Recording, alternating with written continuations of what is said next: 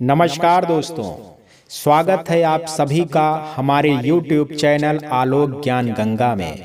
मित्रों, आमतौर पर सभी परिवारों में बेटा बेटी होते हैं और उनकी शादीशुदा जिंदगी भी होती है, पर किसी किसी परिवार में मायके वालों का, खासकर माँ का हस्तक्षेप इतना ज्यादा होता है कि ऐसा बसा बसाया घर टूट जाता है। मेरी यह कहानी इसी विषय पर आधारित है। मित्रों, इससे पहले कि आप हमारी कहानी में खो जाएं, अगर आप हमारे चैनल पर पहली बार विजिट कर रहे हैं तो कृपया चैनल को सब्सक्राइब कर लें, बेल आइकन को प्रेस कर लें ताकि इस तरीके की कहानियों का नोटिफिकेशन सबसे पहले आप तक पहुंचे। तो देर ना करते हुए मित्रों, चलिए कहानी को शुरू करते हैं। वर्मा जी, जो कि एक डॉक्टर थे, उनके परिवार में उनकी पत्नी रमा, बेटा सुशील, बेटी आराधना और उनकी बहू माला थी। बेटे की शादी को 2 साल हो गए थे। बेटा सुशील भी डॉक्टर था, तो दोनों बाप बेटे अपना हॉस्पिटल चलाते थे। वह दोनों अधिकतर समय बाहर ही रहते थे, तो उन्हें पता ही नहीं था कि घर में उनके पीछे क्या होता है। वर्मा जी की पत्नी रमा एक पुरानी सोच वाली आधुनिक महिला थी, जिनका मानना था कि बहू कभी बेटी नहीं बन सकती और उसका फर्ज है कि वह ससुराल में सबकी सेवा करे और किसी को शिकायत का मौका ना दे। तो वह उनकी बेटी जब तक डॉक्टर साहब घर में रहते तब तक बहू के साथ मिलजुल कर के काम करती और उन दोनों के जाते ही माँ बेटी असली रंग में आ जाती और फिर बेचारी बहू माला पर जो हुक्म चलाया जाता वह तभी खत्म होता जब तक कि दोनों पिता पुत्र घर वापस नहीं आ जाते, और फिर वही सब होता जो सुबह के समय दोनों करती थी।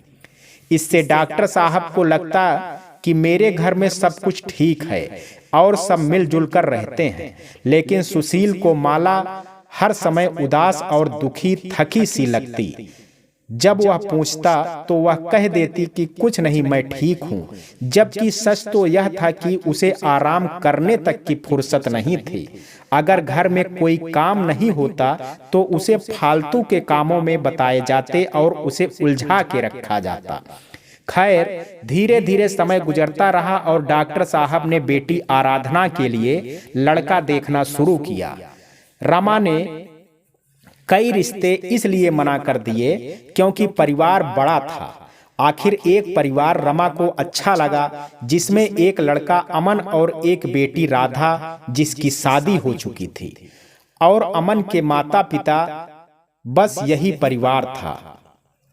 अमन एक सरकारी पद पर था और उसका ट्रांसफर होता रहता था। रमा ने सोचा कि बेटी अकेली रहेगी और राज करेगी, ज्यादा काम भी नहीं करना पड़ेगा। यही सब सोचकर रमा और आराधना ने शादी के लिए हाँ कर दी।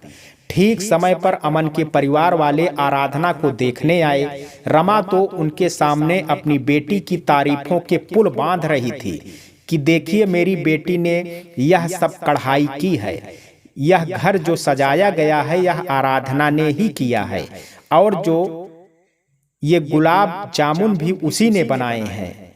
और यह सब सुनकर अमन की मम्मी को लगा कि वाकई लड़की बहुत होशियार है, लेकिन सच तो यह था कि सब कुछ माला ने किया था। खैर, अमन के परिवार वालों ने रिश्ते के लिए हाँ कर दी और आराधना को अंगूठी पहनाकर सगाई की रस्म भी करके वह लोग चले गए और कहा कि पंडित जी से पूछकर शादी की तारीख बता देंगे।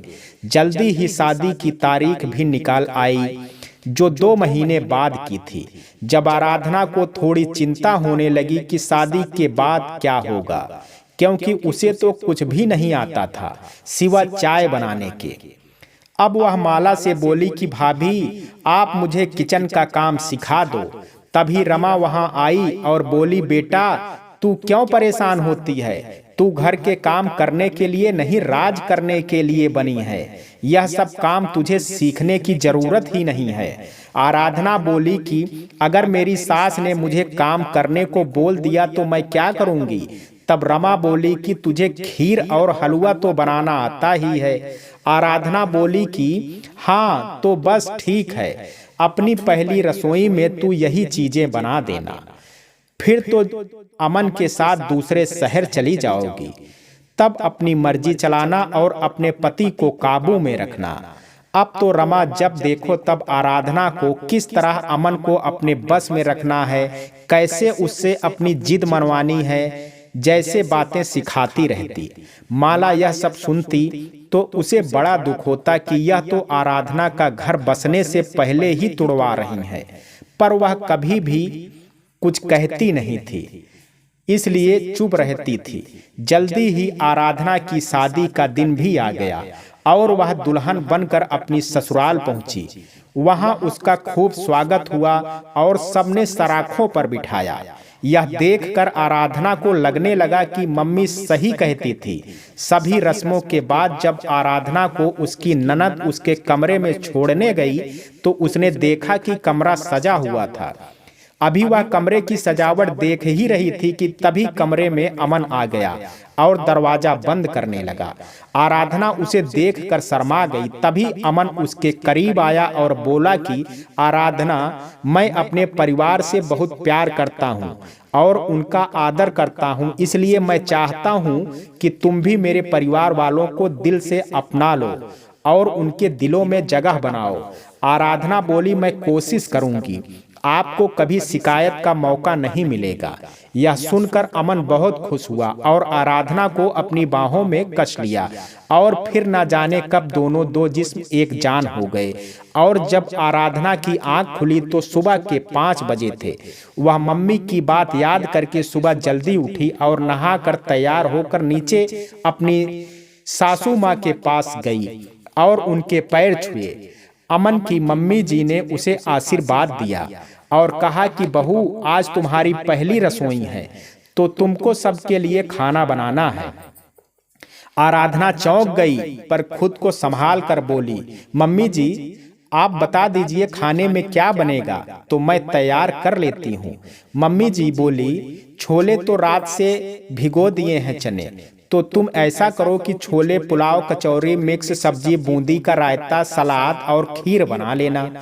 आराधना बोली, ठीक है मम्मी जी। थोड़ी देर बाद ननद आई और बोली कि भाभी, मम्मी ने कहा है कि मैं आपकी मदद कर दूं और यह बता दूं कि कौन सा सामान कहां पर है। आराधना बोली, आप सब सामान बता दीजिए, बाकी मैं सब कर लूंगी।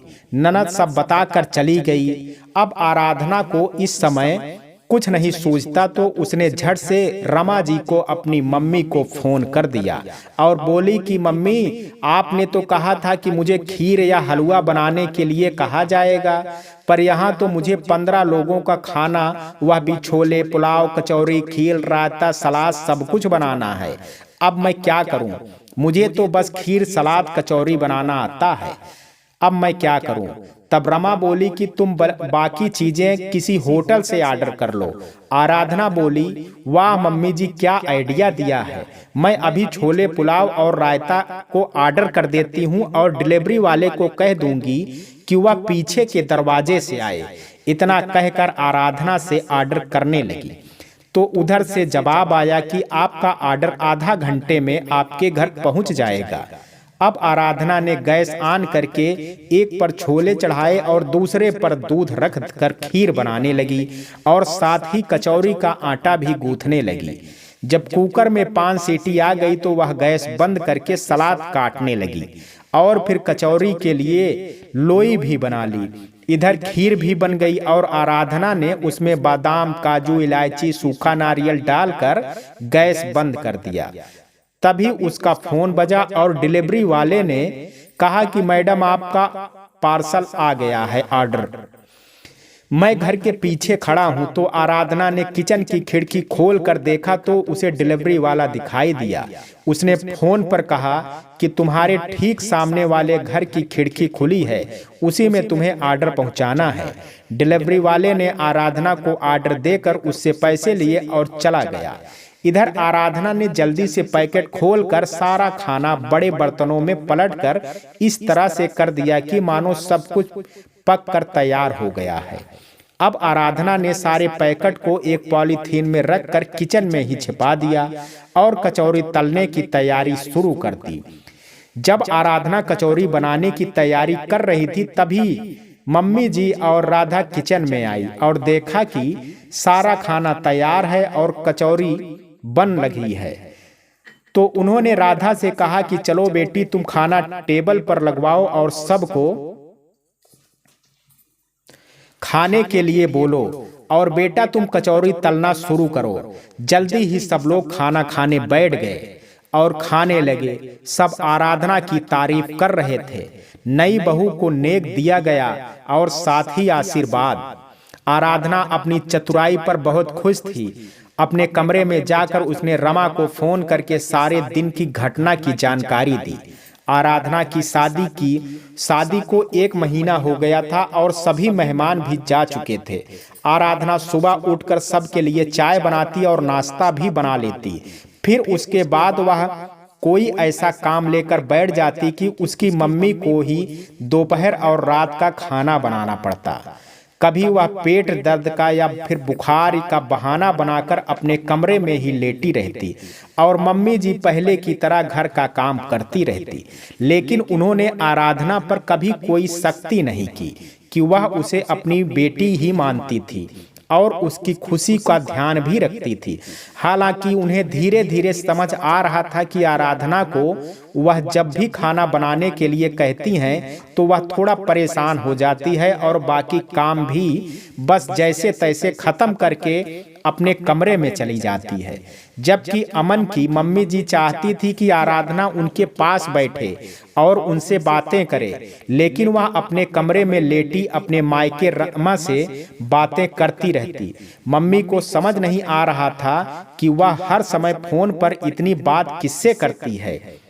एक दिन जब वह आराधना के कमरे के सामने से गुजर रही थी कि उन्होंने सुना कि आराधना अपनी मम्मी रमा से कह रही थी, मम्मी जैसा आपने कहा था मैंने वैसा ही किया। मैंने अमन से कहा था कि वह अपना ट्रांसफर किसी दूसरे शहर में करवा ले, पर वह नहीं माने और बोले कि अगर हम चले गए तो मम्मी पापा अकेले रह जाएंगे। और इसके बाद मैंने भी अपना व्यवहार मम्मी जी के लिए रूखा कर लिया। पर वह तो बहुत अच्छी हैं, मेरी किसी भी गलती या बात का बुरा नहीं मानती और अमन से या पापा जी से मेरी शिकायत भी नहीं करती, जैसे कि आप भाभी की करती हो। भैया से भी जब तक अमन और पापा जी घर में रहते हैं तब तक काम करती हूँ और उसके बाद सब कुछ वैसे ही छोड़कर सीधे अपने कमरे में आ जाती हूँ। हाँ मम्मी, मैं उनके पास नहीं बैठती और ना ही बात करती हूँ। वह अकेली ही सारा घर का काम करती हैं। मैं बस अपने और अमन के पास वापस लौटने में थोड़ी देर पहले नीचे जाकर काम करने और थकान का नाटक करती हूँ ताकि अमन को लगे कि मैं घर का सारा काम करती हूँ। यह सुनकर मम्मी जी की समझ में आ गया और वह जान गई कि आराधना यह सब अपनी मम्मी के कहे में आकर के कर रही है। लेकिन उन्होंने किसी से कुछ नहीं कहा और सब काम पहले की भांति ही करती रही। लेकिन वह मन ही मन बहुत दुखी थी कि अमन का घर कहीं उसकी सास रमा की वजह से टूट ना जाए। उन्हें लगता था कि आराधना अच्छी लड़की है, बस उसे सही दिशा दिखाने की जरूरत है, पर कैसे, इसका जवाब उनके पास नहीं था। धीरे धीरे अमन की शादी को 1 साल हो गया और आराधना चाहती थी कि उसकी शादी की सालगिरह की पार्टी हो और उसके मायके वालों को भी बुलाया जाए। अमन ने अपनी मम्मी पापा से बात की तो उन्होंने कहा कि इसमें पूछने वाली क्या बात है, हम तो वैसे भी तुम दोनों को सरप्राइज पार्टी देने वाले थे और तुम्हारी मम्मी ने तो सब कुछ इंतजाम पहले से ही कर लिया था। यह देखो, इनविटेशन कार्ड, गेस्ट की लिस्ट, खाने का मेनू और सजावट बुकिंग भी कर दी है। अब तुम आराधना को या खाने का मेनू और मेहमानों की लिस्ट दिखा दो, उसे कुछ चेंज करना हो या जोड़ना हो तो वह कर देगी, फिर हमें इसे फाइनल करके भेज देंगे। आराधना को इन सब की कोई आशा नहीं थी कि मम्मी जी पापा जी खुद इससे पार्टी को ऑर्गेनाइज करेंगे। उसे तो हैरानी हो रही थी और साथ ही खुशी भी कि चलो अब सब घर वालों से मिलना हो जाएगा। वैसे आराधना अपने मायके महीने में एक बार तो जरूर जाती थी, जिसे उसकी सास ने कभी नहीं रोका। अमन की मम्मी भी उसके घर वालों से मिलने के लिए उत्सुक थी, इसलिए उन्होंने इस मौके को हाथ से जाने नहीं दिया और पार्टी की तैयारी कर ली। पार्टी वाले दिन आराधना ने अपने परिवार वालों को सुबह से ही आने के लिए कह दिया था, तो रमा अपने परिवार के साथ सुबह 10 बजे तक आ गई थी। अमन की मम्मी जी ने कुछ नहीं कहा और वह किचन में सबके लिए चाय नाश्ता बनाने चली गई। इधर रमा और आराधना कमरे में बैठकर बातें करने लगी। अमन, उसके पापा, आराधना के भैया और पापा बैठकर आपस में बात कर रहे थे। माला ने देखा कि अमन की मम्मी जी किचन में अकेली काम कर रही हैं, तो वह उनके पास जाकर बोली, आंटी जी आप बुरा ना माने तो आप बैठिए, मैं नाश्ता लगा देती हूँ। मम्मी जी को माला की बात सुनकर अच्छा लगा और वह वहीं कुर्सी पर बैठ गई और माला को काम करते देखने लगी कि कितनी कुशलता से वह सब काम कर रही थी और साथ ही किचन का सारा सामान सहेज कर रख रही थी। मम्मी जी की अनुभवी नजर ताड़ गई कि माला कुछ उदास सी थी। उन्होंने माला से पूछा कि माला बेटा एक बात बताओ, क्या तुम्हारी सासू माँ घर में कुछ काम भी करती हैं या तुम ही सारा काम करती हो? तो माला एकदम से घबरा गई और भटकते हुए बोली, नहीं ऐसी कोई बात नहीं है आंटी जी, मम्मी जी और मैं मिलकर घर का काम करते हैं। लेकिन आप यह क्यों पूछ रही हैं? तो मम्मी जी बोली, क्योंकि आराधना तो हर समय सुबह से शाम तक बस अपनी मम्मी से ही बात करने में लगी रहती है। उसके पास मुझसे बात करने का भी समय नहीं रहता और ना ही घर के काम करने का। मुझे तो आदत है काम करने की, तो मैं सारा काम ही करती हूँ, पर मुझे लगता है कि शादी से पहले भी आराधना घर का कोई काम नहीं करती होगी। तभी तो जब भी खाना बनाने का समय होता है वह कोई ना कोई बहाना बना देती है, और अब तो मैंने भी उससे खाना बनाने के लिए कहना ही बंद कर दिया है। वह तो बस इस घर में अपनी मम्मी के कहे अनुसार काम करती है। जितना वह कहती है उतना ही काम करके वह अपने कमरे में चली जाती है।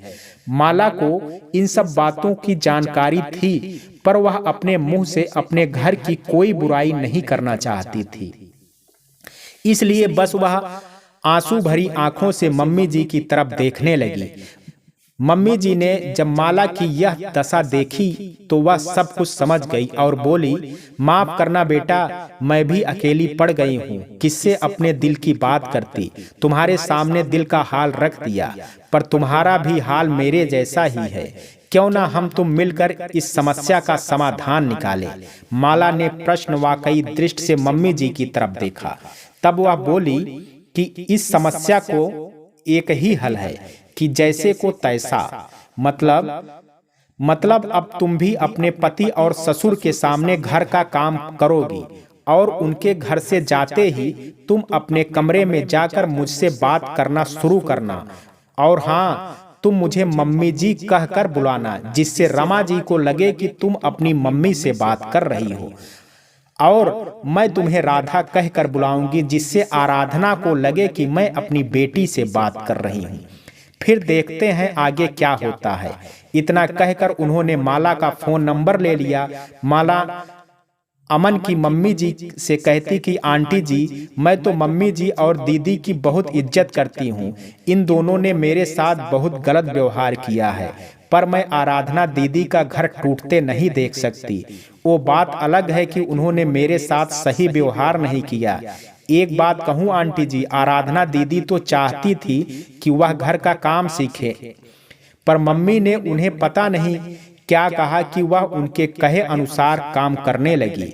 मैं उनको सुधारने के लिए आपकी बात मानूंगी, चाहे मुझे मम्मी की कितनी भी डांट क्यों ना सहनी पड़े। अमन की मम्मी बोली, तो ठीक है, अब बाहर चलते हैं और परसों से अपना काम शुरू करेंगे।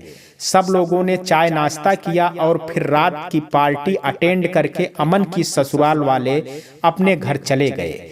आराधना बहुत खुश थी क्योंकि उसकी मम्मी उसे बहुत बातें बता कर गई थी। घर से अलग होने की तो वह मन ही मन बहुत खुश थी कि इन बातों पर एक दिन बाद अमल करेगी।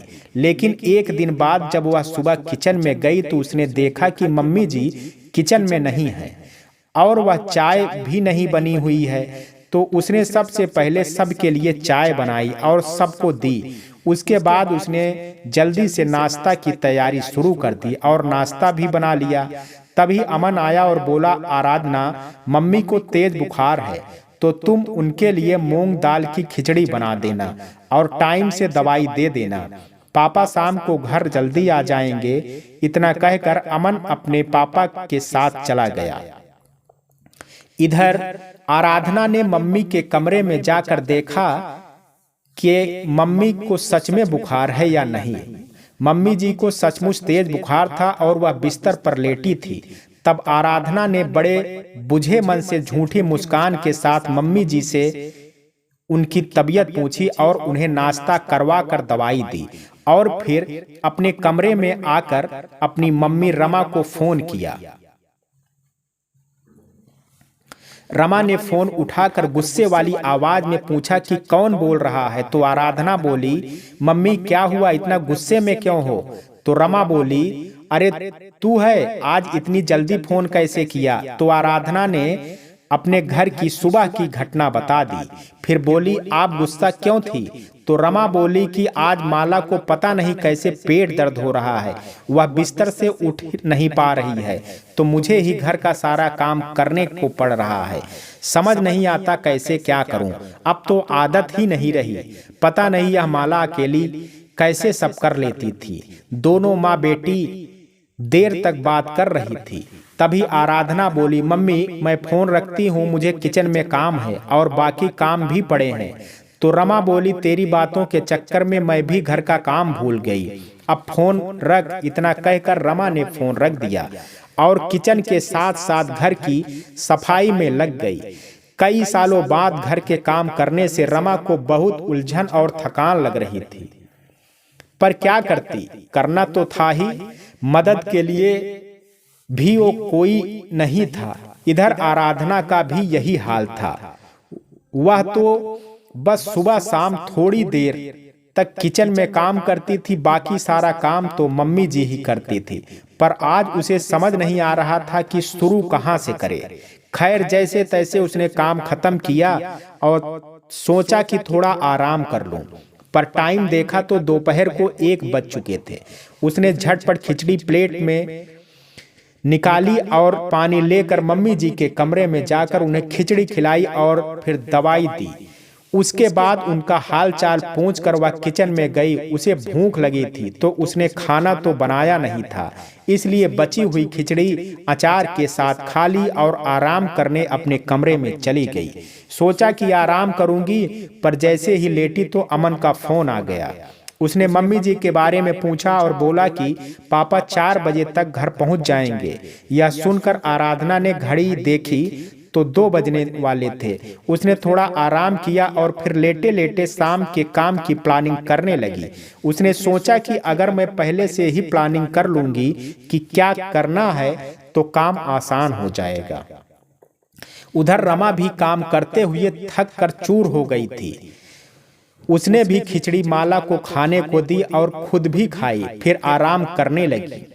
जब आराधना और रमा अपने अपने घरों में काम कर रही थी तो माला और मम्मी जी आराम से फोन पर एक दूसरे से बात कर रही थी। माया बोली कि मुझे बिल्कुल अच्छा नहीं लग रहा है कि मम्मी अकेले काम कर रही हैं। मम्मी जी बोली कि क्या मुझे अच्छा लग रहा है आराधना को सारे काम करते देख, लेकिन दोनों को सही रास्ते पर लाने के लिए यह सब कुछ दिन करना पड़ेगा। तब माला बोली कि आंटी जी कितने दिन पेट दर्द का नाटक करूंगी, एक दिन तो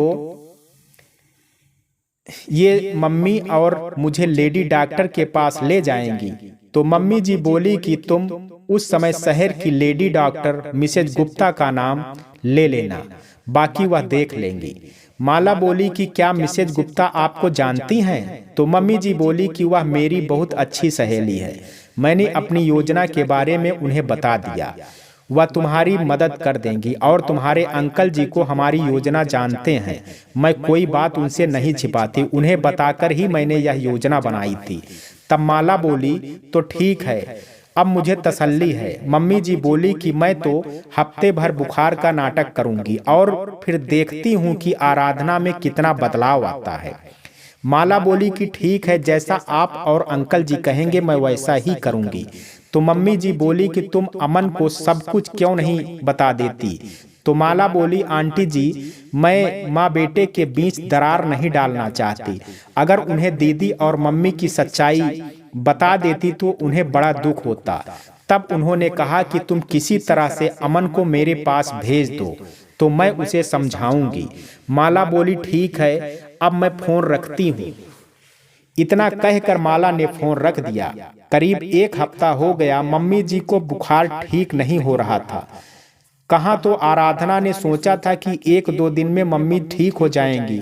अब 1 हफ्ते से लगातार योजना बनाकर घर का काम करने से आराधना को काम करने में आसानी होने लगी और काम में बिजी होने के कारण वह रमा से कम बात कर पाती थी। यदि रमा का फोन आ भी जाता तो दोनों एक दूसरे का हाल चाल पूछकर फोन काट देते थे। इधर रमा ने देखा कि माला का पेट दर्द ठीक ही नहीं हो रहा है, तो उसने अमन से कहा कि इसे किसी डॉक्टर को दिखा दो। तब अमन बोला कि क्यों ना मैं माला को डॉक्टर गुप्ता को दिखा दूं, वह बहुत अच्छी गायनोलॉजिस्ट हैं। रमा बोली, किसी को भी दिखाओ पर इसे जल्दी से ठीक करो। अमन माला को लेकर मिसेज गुप्ता के पास गया तो उन्होंने माला का चेकअप करके बताया कि वह मां बनने वाली है, लेकिन उसकी कंडीशन क्रिटिकल और बच्चे की ग्रोथ के लिए उसे पूरे समय रेस्ट करना होगा। जब रमा को पता चलता है कि माला मां बनने वाली है तो वह बहुत खुश हुई, और जब उसे यह पता चला कि डॉक्टर ने माला को कमजोरी की वजह और बच्चे की ग्रोथ के कारण पूरे समय आराम के लिए बोला है तो वह परेशान हो गई कि मैं अकेले कैसे सब काम करूंगी। उसकी परेशानी को माला समझ गई और बोली कि मम्मी जी आप परेशान ना हो, मैं धीरे धीरे आपके काम में मदद कर दूंगी।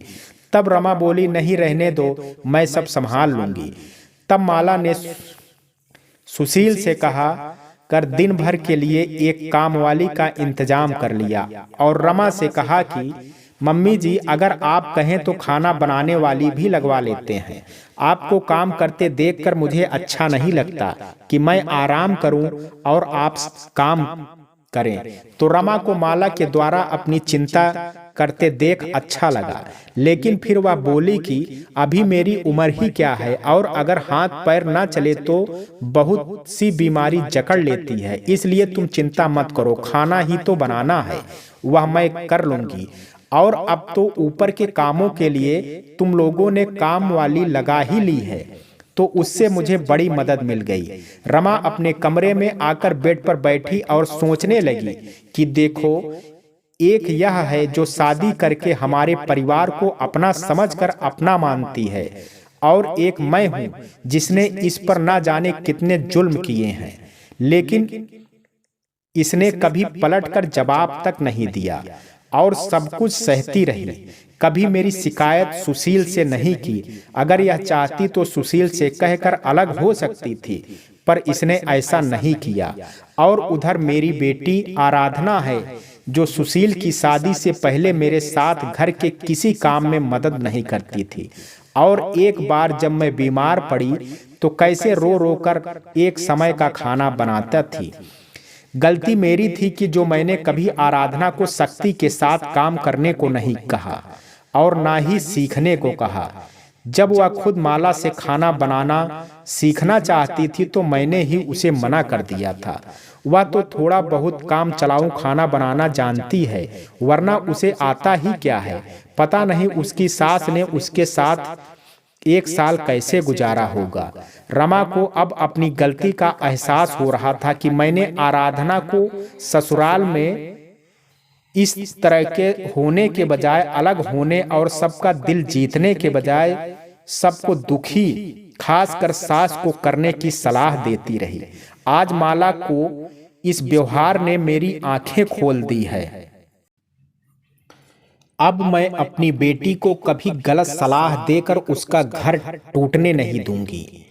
थोड़ी देर आराम करने के बाद रमा माला के कमरे में गई और बड़े प्यार से उससे पूछा, बेटा अगर तुम्हारा कुछ भी खाने का जब भी मन करे तो कहने में झिझकना नहीं। और हाँ, मैं आज ही तुम्हारे लिए मेले वाला नमकीन और लड्डू बनाती हूँ। मेरी सास ने मुझे खिलाए हैं। जब सुशील होने वाला था, माला यह सुनकर हैरान रह गई कि मम्मी जी के व्यवहार को क्या हो गया।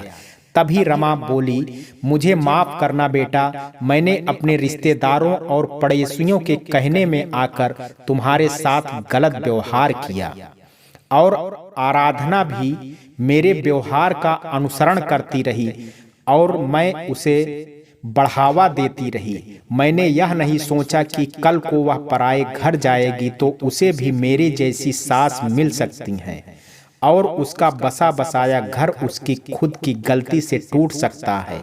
अब मुझे बड़ा पछतावा हो रहा है कि मैं क्यों आराधना की ससुराल में छोटी छोटी बातों में दखल देती रही और उसके घर में दखल देती रही, जबकि मुझे यह नहीं करना चाहिए था। बल्कि अगर आराधना मुझसे अपनी ससुराल की समस्या मुझे कहती तो मुझे उसे घर में एडजस्ट करने के लिए कहना चाहिए था, मगर मैंने ऐसा नहीं किया।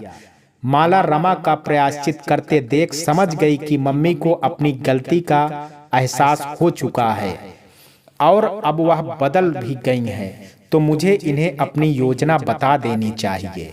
मगर फिर माला ने सोचा कि पहले आंटी जी की सलाह ले लेती हूँ। तब माला बोली कि मम्मी जी, मुझे पकौड़ा और चाय पीने का मन है और खाने का। तो रमा एकदम चहक कर बोली, देखो तो सही तुमसे कहने क्या आई हैं, और अपनी बातों में लग गई। अच्छा ठीक है, मैं अभी बनाकर लाती हूँ। इतना कहकर रमा किचन में चली गई और इधर माला ने फौरन आंटी जी को फोन किया और पिछले 2 दिन की सारी बातें बता दी। तब आराधना की सास बोली कि माला, पहली बात की तुम माँ नहीं बनने वाली हो। मैंने ही डॉक्टर सहेली को कहा था कि जब माला आए तो उसे यही बात कहना। तब माला बोली कि लेकिन आंटी जी, वह चेकअप तो उन्होंने कहा कि वह सुशील को दिखाने के लिए किया था। लेकिन माला परेशान होकर बोली कि आंटी जी, मैंने जब खुद अपना प्रेगनेंसी टेस्ट किया था, जब आपके यहाँ पार्टी में आई थी, उससे 2 दिन पहले तो वह टेस्ट पॉजिटिव था और मैं सुशील को यह खुशखबरी सुनाना चाहती थी, लेकिन हम सब पार्टी में आपके घर गए और फिर वहां आपने अपनी योजना बताई तो मैं इन सब के कारण सुशील को बताना भूल गई थी। यह सुनकर आराधना की सास बोली कि तुम एक बार फिर से टेस्ट करो। तो माला बोली कि जब मैं डॉक्टर के यहाँ से आई थी तो घर आकर मैंने टेस्ट किया तो वह भी पॉजिटिव आया। तो आंटी जी एकदम से खुश हो गई और बोली, यह तो बड़ी अच्छी खबर है, लेकिन माला एक बात तो है कि तुम्हारी सास को अब अपनी गलती का पछतावा सच में हो रहा है। मुझे लगता है मुझे अपनी योजना खत्म कर देनी चाहिए। तो माला बोली कि आंटी जी, मम्मी तो अपनी गलती समझ गई और उनका व्यवहार भी बदल गया, लेकिन अभी दीदी को बदलना जरूरी है। तब आराधना की सास बोली, अरे मैं तो यह भूल ही गई कि मुझे आराधना को सही रास्ते पर लाना है। अच्छा, तुम अपना ख्याल रखना और एक बार फिर से मेरी डॉक्टर सहेली के पास चली जाना। मैं उसे फोन पर बात कर बता दूंगी और तुम्हारा ठीक से चेकअप करेगी। माला बोली, ठीक है, पर आप मुझसे फोन पर बात जरूर करना। इतना कहकर माला ने फोन रख दिया। उसने सोचा कि जिस दिन आराधना दीदी का व्यवहार ठीक हो जाएगा, वह दिन मेरे लिए सबसे बड़ा दिन होगा और मैं इस योजना के बारे में किसी को नहीं बताऊंगी। तब तक रमा पकौड़ा और चाय, साथ में खट्टी मीठी 2 तरीके की चटनी भी। तब माला और रमा ने पहली बार एक साथ बैठकर चाय पी और पकोड़े खाए थे। उधर आराधना को घर के काम करते हुए 1 हफ्ता हो गया था और इस बीच उसने रमा को जब भी फोन किया दोनों ने एक दूसरे का हाल चाल पूछकर फोन रख दिया था। अब आराधना को भी सारे समय खाली बैठना अच्छा नहीं लगता था। उसने अब प्लानिंग बनाकर काम करना सीख लिया था और इस वजह से वह घर का सारा काम बड़ी सरलता से पूरा कर लेती थी और अब उसके पास आराम करने के लिए काफी समय बच जाता था। लेकिन अब उसे ज्यादा आराम भी अच्छा नहीं लगता था, तो वह मम्मी जी के पास जाकर बैठ जाती और उनकी तबीयत पूछती या फिर उनके साथ बैठकर टीवी देखती। यह देखकर मम्मी जी को भी लगने लगा कि आराधना भी सही रास्ते पर धीरे धीरे ही सही आ रही है। एक दिन आराधना बोली, मम्मी जी मुझे माफ कर दीजिए। मम्मी जी बोली, किस लिए? तो बोली कि मैंने आपको बहुत परेशान किया और सबका दिल दुखाया, कभी इस घर में और आपको अपना कभी नहीं समझा और हमेशा अपनी मम्मी के कहे अनुसार आपके साथ गलत व्यवहार करती रही। लेकिन आपने सब कुछ जानते हुए भी कभी मेरी शिकायत अमन या पापा जी से नहीं की और ना ही मेरे मायके वालों को कभी अपशब्द बोले, बल्कि जब वह लोग पार्टी में आए थे तो उनकी खातिरदारी मुझे करनी चाहिए थी। लेकिन मैंने जानबूझकर ऐसा नहीं किया क्योंकि मम्मी ने मुझे कहा था। आराधना अपनी सास के सामने बैठकर पहली बार अपने दिल की बात कह रही थी और साथ ही उनसे अपनी गलतियों की माफी भी मांग रही थी। अमन की मम्मी जी भी यही तो चाहती थी कि वह सुधर जाए और इस घर को अपना ले और खुशी खुशी अपने घर को संभाले। लेकिन अभी दोनों के भी माँ बेटी और दोस्ती का रिश्ता बनना बाकी था।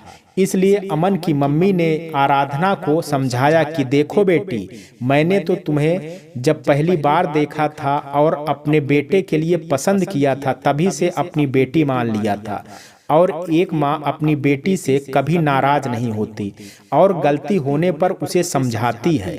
मैं बहुत खुश हूँ कि आज तुमको अपनी गलती का एहसास हो गया, पर तुम मुझसे एक वादा करो। आराधना बोली, वह क्या? तो मम्मी जी बोली कि अगर तुम्हें इस घर में कोई परेशानी हो तो तुम सबसे पहले मुझे कहोगी, हम घर की बात घर में ही आपस में सुलझा लेंगे। आराधना बोली कि मम्मी जी, क्या आपने मुझे माफ कर दिया? मम्मी जी बोली कि जब तुमने कोई गलती ही नहीं की तो माफी किस बात की? हाँ, शादी के बाद लड़कियों को ससुराल में एडजस्ट करने में थोड़ी परेशानी होती है।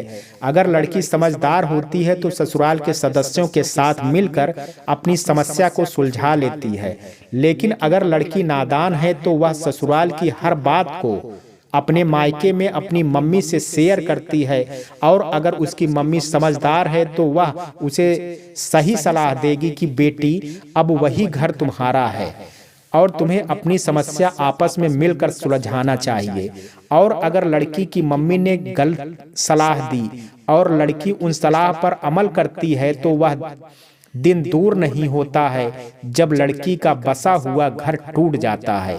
इसलिए कभी भी मायके वालों को लड़की के घर में अनावश्यक दखल नहीं देना चाहिए।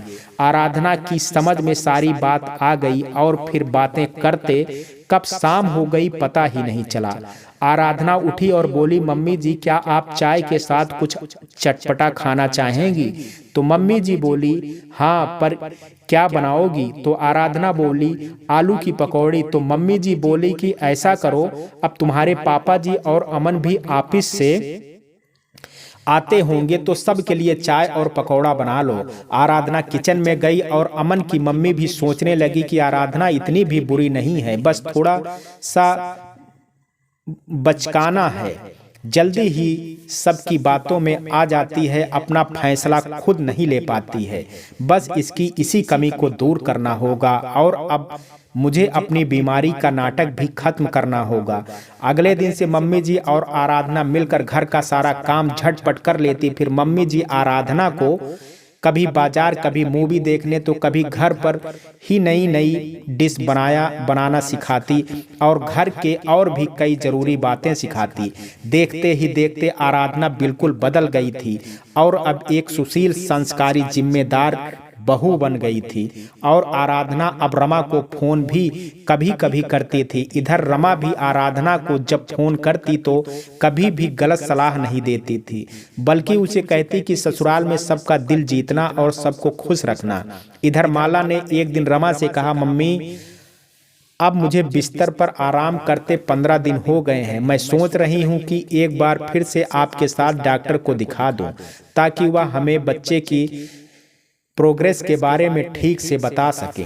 रमा को बड़ा अच्छा लगा कि माला को अपने बच्चे की कितनी परवाह है, इसलिए उसने कहा कि ठीक है, तुम डॉक्टर को अपॉइंटमेंट ले लो और आज हम दोपहर में चलेंगे।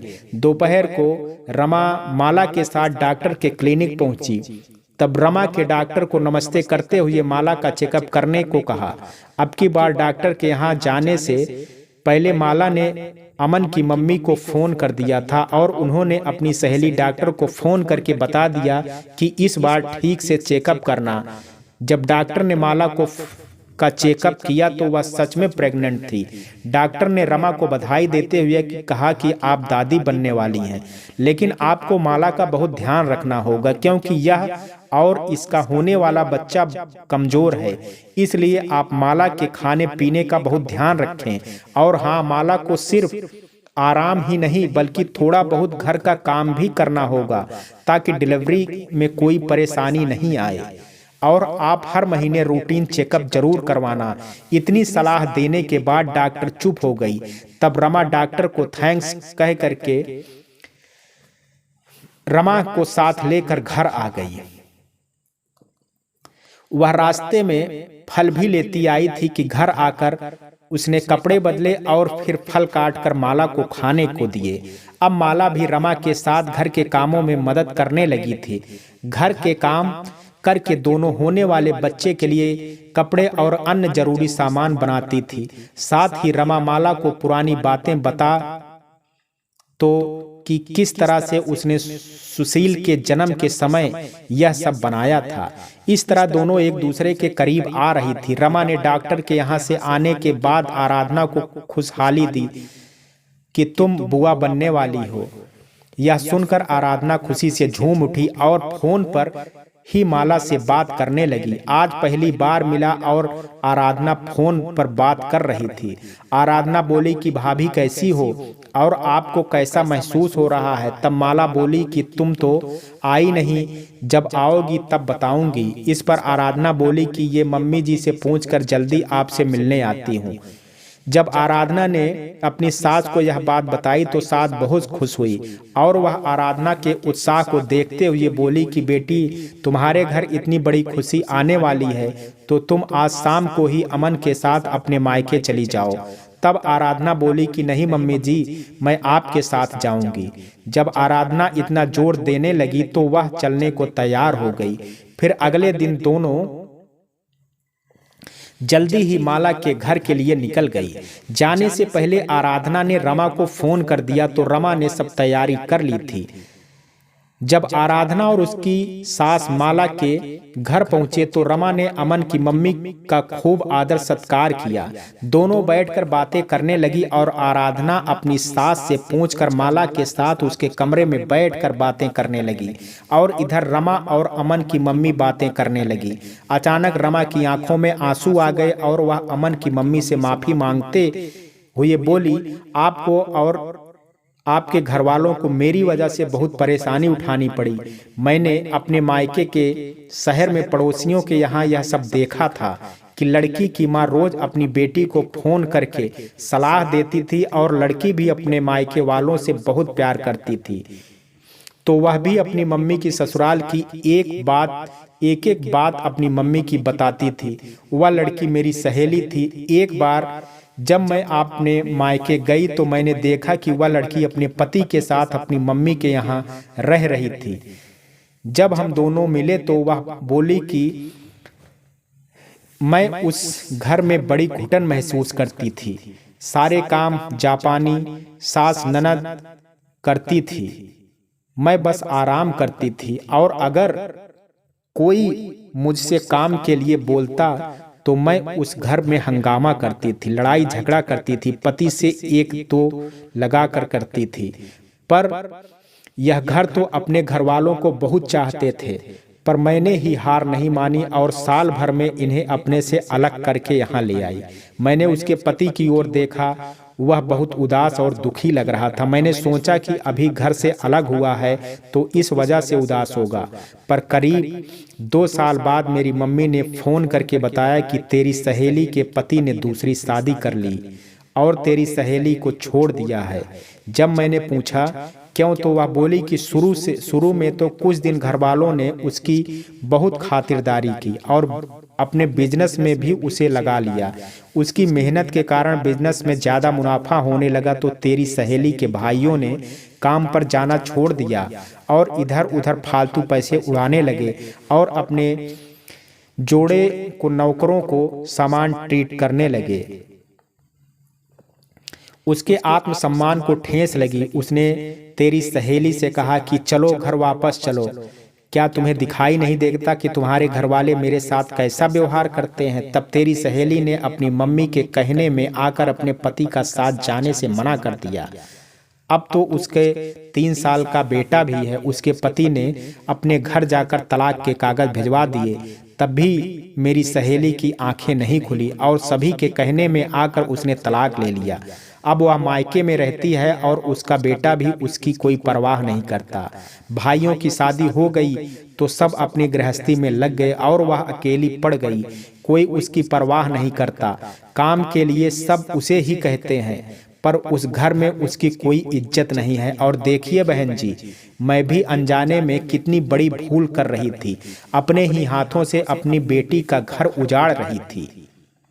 वह तो आप इतनी समझदार हैं जो आपने कभी कुछ नहीं कहा, वरना कोई और होता तो अब तक मेरी बेटी को घर से निकाल दिया होता। अमन की मम्मी बोली कि बहन जी, आपको समझ आ रहा है, यही बहुत बड़ी बात है।